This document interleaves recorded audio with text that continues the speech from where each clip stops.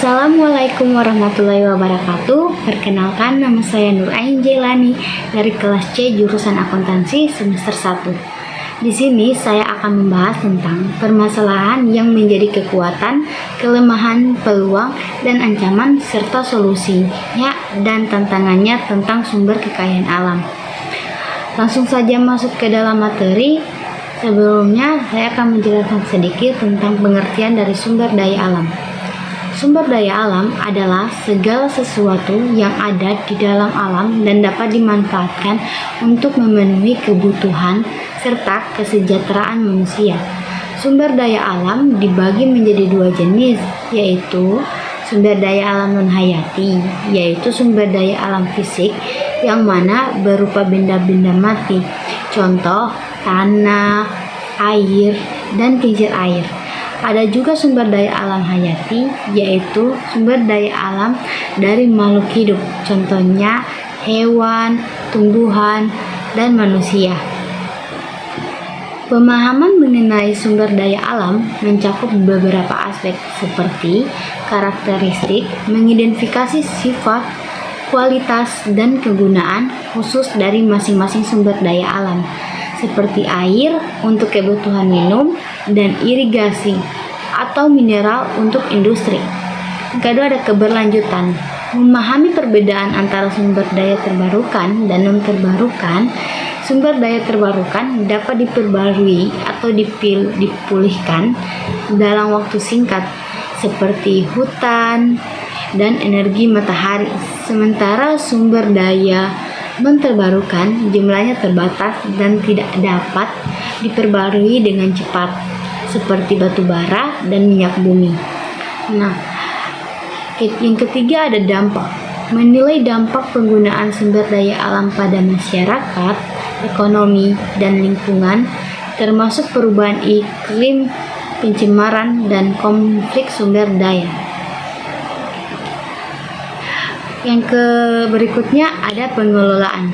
Mengenal strategi dan kebijakan pengelolaan sumber daya alam yang bertujuan untuk menciptakan pembangunan yang berkelanjutan dan ramah lingkungan. Ini mencakup konversi, penggunaan yang efisien, dan kebijakan penegakan hukum.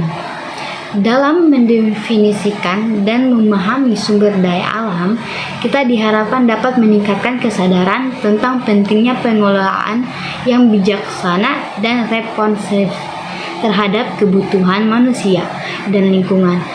Meningkatkan pemahaman ini akan membantu dalam menjaga keseimbangan antara pembangunan, kesejahteraan manusia, dan kelestarian lingkungan.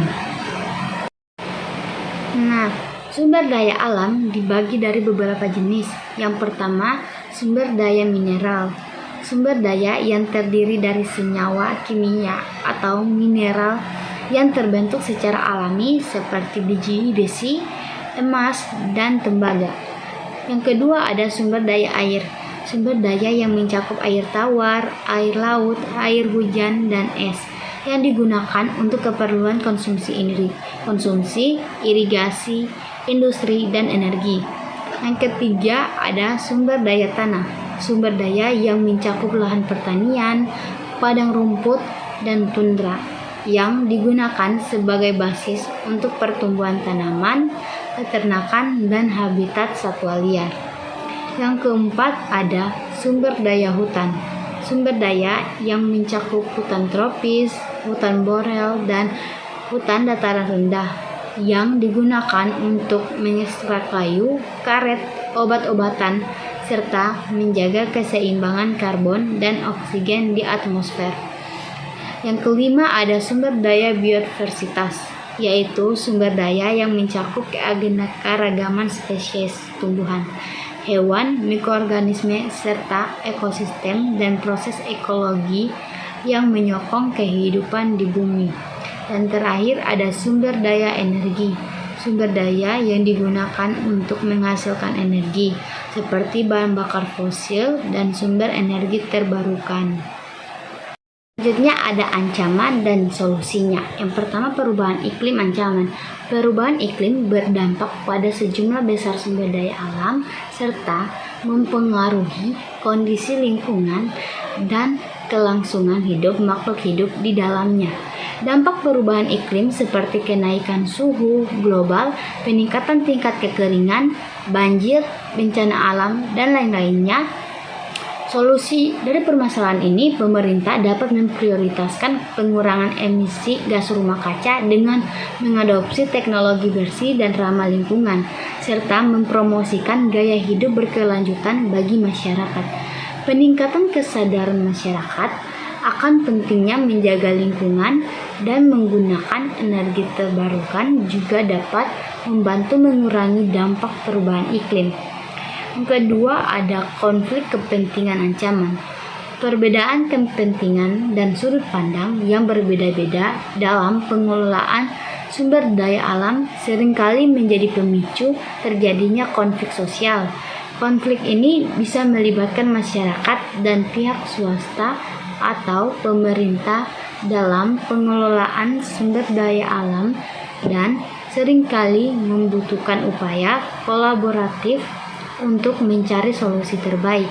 Solusi dari permasalahan ini penting untuk memperhatikan prinsip-prinsip transparansi, partisipasi, dan akuntabilisasi. Masyarakat harus dilibatkan dalam proses pengambilan keputusan serta mengembangkan mekanisme penyelesaian sengketa yang jelas dan berdasarkan hukum untuk menghindari terjadinya konflik kepentingan yang merugikan semua pihak. Yang ketiga, kurangnya kesadaran masyarakat dalam mengelola lingkungan hidup mempengaruhi status pengelolaan sumber daya alam. Masyarakat yang tidak memahami pentingnya menjaga kelestarian lingkungan yang selaras dengan pengelolaan sumber daya alam dapat membuat permasalahan tersebut semakin kronis. Solusinya, peningkatan kesadaran masyarakat akan pentingnya menjaga lingkungan hidup dan pengelolaan sumber daya alam dapat dilakukan dengan melibatkan masyarakat dalam proses pengambilan keputusan serta mengadopsi pendidikan dan kebijakan publik yang mengedukasi tentang keberlanjutan dan lingkungan. Yang keempat, ada polusi ancaman. Masalah polusi memiliki dampak sangat besar pada sumber daya alam. Praktik-praktik polusi mempengaruhi keadaan lingkungan hidup seperti pemanfaatan tanah yang tercemar, air yang tercemar, hilangnya keanekaragaman hayati, dan lain-lain. Solusinya, penggunaan teknologi bersih dan ramah lingkungan, serta penegakan hukum yang kuat dapat membantu mengurangi terjadinya polusi dalam pengelolaan sumber daya alam. Selain itu, edukasi dan kampanye kesadaran lingkungan dapat membantu individu maupun kelompok masyarakat untuk memahami pentingnya menjaga lingkungan dari polusi. Yang kelima, ada overeksploitasi atau pengurasan daya alam yang berlebihan yang dapat merusak lingkungan hidup. Praktik ini terjadi ketika ekstraksi atau pemanfaatan sumber daya alam dilakukan dalam jumlah yang berlebihan tanpa memperhatikan batas-batas keberlanjutan dan kemampuan alami lingkungan. Solusinya, diperlukan pemahaman dan kesadaran akan sumber daya alam yang terbatas dan batas-batas keberlanjutan dalam pengelolaan sumber daya alam.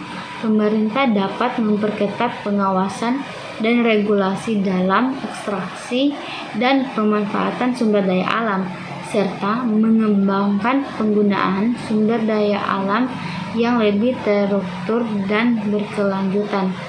Kemudian ada kekuatan sumber daya alam, yaitu yang pertama, ketersediaan sumber daya yang melimpah. Ketersediaan sumber daya yang melimpah yang dapat menjadi kekuatan pengelolaan sumber daya yang melimpah dapat menjadi kekuatan dalam pengelolaan sumber daya alam karena memiliki potensi ekonomi yang besar bagi negara dan masyarakat.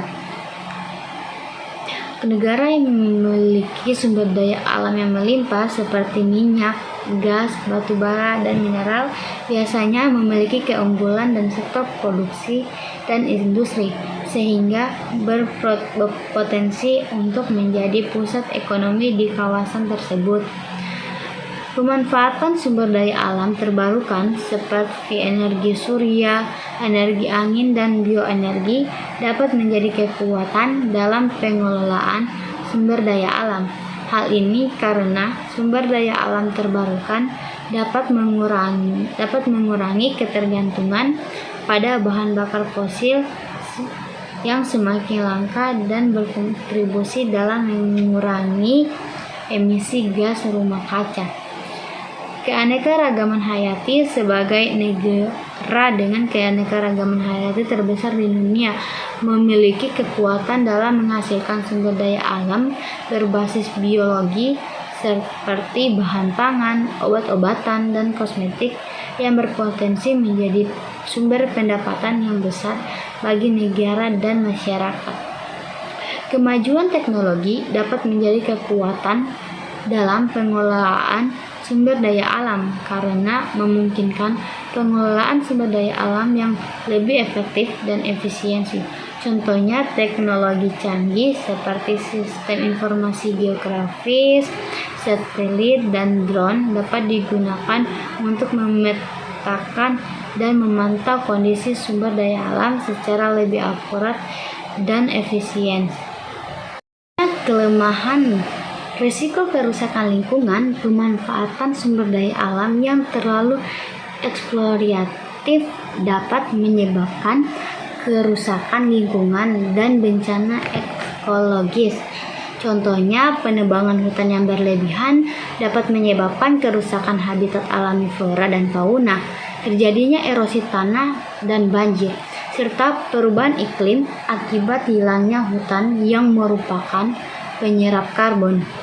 Kemudian ada potensi konflik sosial pertentangan antara kepentingan pelestarian lingkungan, pengusaha, dan masyarakat dapat terjadi dalam pengelolaan sumber daya alam.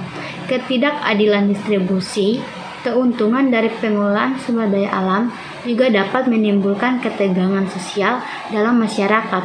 Konflik ini dapat menyebabkan kerugian material dan imaterial bagi masyarakat.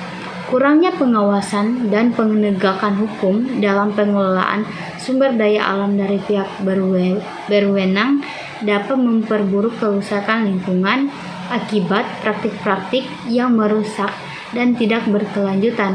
Hal ini juga dapat berpotensi menjadi sarang korupsi dan tindak pidana lainnya dalam pengelolaan sumber daya alam. Fluktuasi harga komoditas sumber daya alam cenderung fluktuatif sehingga dapat memengaruhi penerimaan negara dan kesejahteraan masyarakat. Selain itu, fluktuasi harga komoditas sumber daya alam juga dapat mempengaruhi stabilitas ekonomi dan keuangan negara. Selanjutnya, beberapa peluang tentang sumber kekayaan alam. Pemanfaatan sumber daya alam yang berkelanjutan dan ramah lingkungan. Peluang ini terkait dengan pengelolaan sumber daya alam yang lebih berwawasan lingkungan yang berkelanjutan, penerapan teknologi bersih dan inovasi dalam pengelolaan sumber daya alam dapat membuat praktik-praktik pengelolaan sumber daya alam yang lebih efisien dan berkelanjutan. Peningkatan kualitas hidup dan sektor energi. Peluang ini terkait dengan meningkatnya kebutuhan energi yang bersih dan terbarukan di masa depan, yang mendorong negara-negara untuk berinvestasi dalam energi terbarukan seperti energi surya, energi angin, dan bioenergi. Potensi ekonomi. Potensi ekonomi yang dihasilkan dari pengelolaan sumber daya alam juga menjadi peluang. Negara-negara dengan sumber daya alam yang kaya dapat memanfaatkan potensi ekonomi tersebut untuk meningkatkan kesejahteraan masyarakat dan memperluas kesempatan kerja. Peran masyarakat dan swasta potensi pengelolaan sumber daya alam juga dapat dimanfaatkan dengan melibatkan partisipasi masyarakat dan swasta. Partisipasi masyarakat dalam pengelolaan sumber daya alam dapat mendorong pembangunan yang berkelanjutan dan meningkatkan partisipasi masyarakat dalam pembangunan daerah. Selain itu, swasta dapat memainkan peran penting dalam melakukan investasi dan inovasi dalam lingkup pengelolaan sumber daya alam yang berkelanjutan. Pembangunan ruang pengelolaan sumber daya alam juga dapat menjadi faktor penting dalam pembangunan wilayah kawasan tertentu, terutama wilayah yang relatif belum maju. Pengelolaan sumber daya alam yang bijak juga dapat menjadi sarana untuk meningkatkan kualitas hidup masyarakat dan memberikan manfaat bagi pemerintah untuk meratakan pembangunan, menggerakkan perekonomian lokal, serta membangun keterampilan dan kewirausahaan di bidang pengelolaan sumber daya alam. Sekian dari saya. Apabila ada salah kata saya mohon maaf.